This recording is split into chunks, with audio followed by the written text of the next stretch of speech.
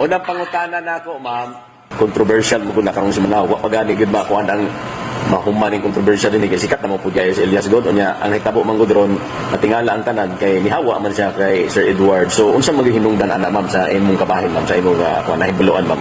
May hapon ninyo niya, sir, ha? Ay, ma'am. About na, sir, kanang na sila problema sa ilang grupo, sa ilang banda, sa ilang Edward. Oo nga, gusto nila kanang sila dyan idool mo ko. Elias dyan idool na ko mismo, na may tabang, hindi kami din mo tabangan, like that. So, yung ko niya, kasi may problema. Una, transparency. Ikaduha, patay ang ilang schedule, para sila yung pamilya. So, sila tanan, sir, hindi na dyan na nila upahuway. In one step, isa ka adlaw.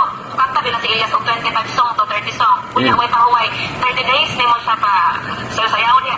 Sakit yung kiniyot na yung Tagaan ng 3,000, kaya 10 hours, 9 hours, rabaya ang biyahe nila, sir, dahil matulog sila sa sakyanan pa.